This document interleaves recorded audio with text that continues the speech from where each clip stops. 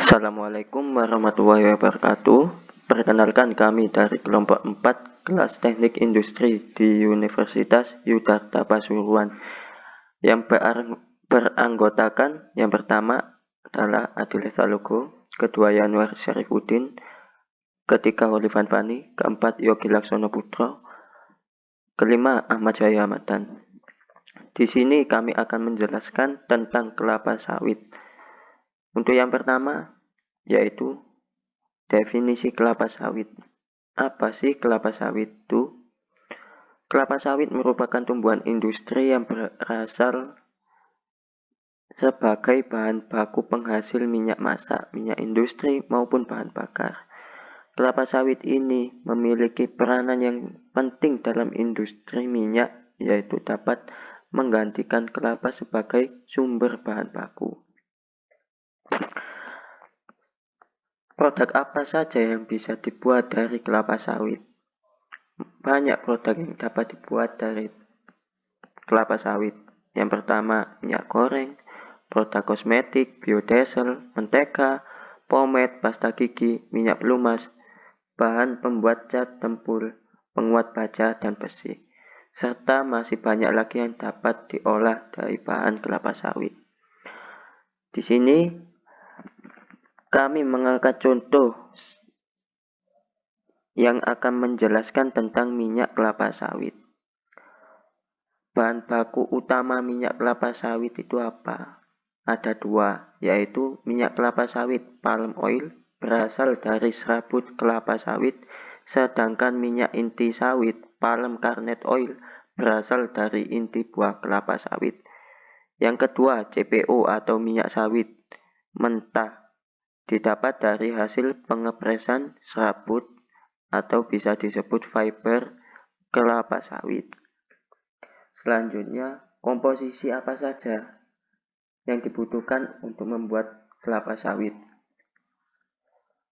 Yang minyak kelapa sawit dan inti minyak kelapa sawit merupakan susunan dari fatty acid, estearifit, serta gliserol yang masih banyak lemaknya. Di dalam keduanya, tinggi serta penuh akan fatty acid, antara 50 sampai 80% dari masing-masingnya. Minyak kelapa sawit mempunyai 16 nama karbon yang penuh asam lemak palmitic acid berdasarkan dalam minyak kelapa sawit. Kelapa sawit sebagian besar berisikan lauric acid. Minyak kelapa sawit sebagian besar tumbuh alami untuk tocotrienol, bagian dari vitamin E. Minyak kelapa sawit di dalamnya banyak mengandung vitamin K dan magnesium. Bahan penunjang produksi minyak kelapa sawit ada 3. Yang pertama, asam fosfat.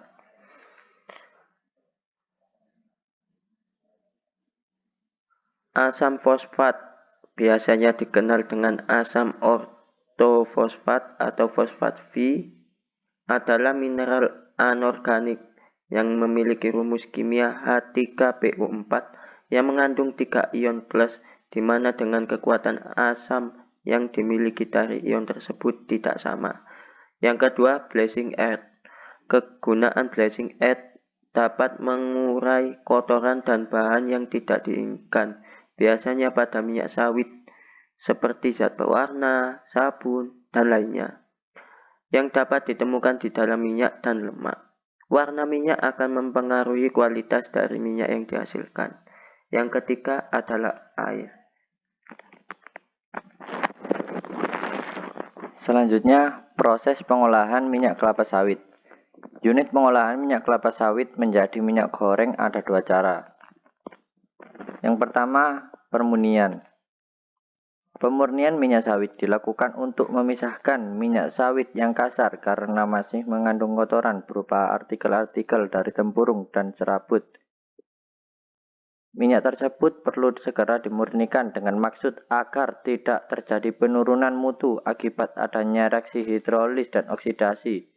Tujuan dari pembersihan atau pemurnian minyak kasar adalah agar mendapatkan minyak dengan kualitas yang baik sehingga dapat dipasarkan dengan harga yang layak. Yang kedua, fraksinasi. Fraksinasi adalah suatu proses pemisahan trigliserida yang terdapat pada minyak kelapa sawit berdasarkan titik lelehnya. Fraksinasi bertujuan untuk memisahkan fraksi padat atau stearin dan fraksi cair atau olein.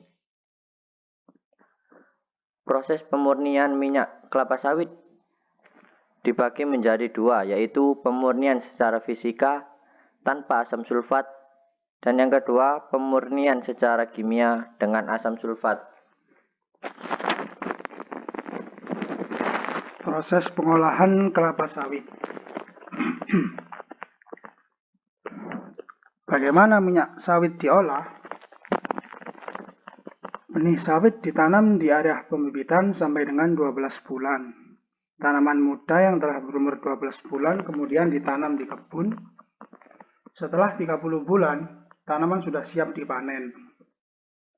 Tandan buah segar yang telah dipanen dikirimkan oleh truk pengangkut ke pabrik untuk disterilisasi menggunakan uap. Proses ini dilakukan agar tandan buah segar dapat dilepas dari tandan dan untuk mematikan enzim yang dapat menyebabkan kualitas dari tandan buah segar turun. Setelah tandan buah segar terlepas dari tandannya, kemudian tandan buah kosong akan digunakan kembali. Serat panjang di batang dapat digunakan untuk membuat kasur dan bantal kursi mobil. Sementara tandan buah kosong yang tersisa dikembalikan ke tanah kebun untuk membantu menjaga kelembapan sebelum dijadikan pupuk ketika proses pembusukan sudah terjadi. Setelah dilepas dari tandan, buah kelapa sawit diolah menjadi dua produk utama, yaitu minyak sawit mentah atau CPO yang diekstrak dari mesocarp atau daging buah, dan minyak inti sawit atau PKO yang berasal dari biji keras di tengah. Langkah pertama adalah menekan buah untuk memeras CPO dari mesocarpnya. Minyak kemudian disaring dan dimurnikan untuk memastikan bebas dari kontaminasi dan dikeringkan untuk memenuhi spesifikasi standar CPO. Selanjutnya, CPO ditransfer ke pabrik pengolahan untuk diproses menjadi minyak nabati, bahan oleokimia, biodiesel, dan asam laurat. Sementara itu, bungkil inti sawit yang terdiri dari campuran serat mesocarp dan cangkang yang tertinggal di mesin pemerasan dimasukkan ke alat depirecarper yang memisahkan serat mesocarp dan juga biji. Serat mesocarp digunakan sebagai biofuel atau bahan bakar hayati di boiler pabrik kelapa sawit yang menghasilkan uap yang menggerakkan turbin untuk memberi daya pada pabrik. Biji kelapa sawit yang tersisa juga dikenal sebagai inti sawit atau kernel, dipecahkan dan dipisahkan cangkangnya.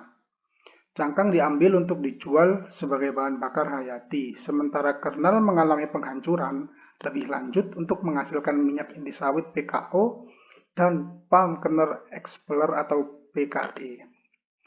Minyak inti sawit mentah CPKO juga mengalami proses pemurnian sebelum digunakan dalam pembuatan produk makanan seperti krim non susu dan juga es krim. Sedangkan sisa produksi dari bungkil inti sawit atau PKE umumnya digunakan untuk membuat pakan ternak. Demikian penjelasan dari saya dan juga teman-teman yang lainnya mengenai kelapa sawit. Sekian dan terima kasih. Wassalamualaikum warahmatullahi wabarakatuh.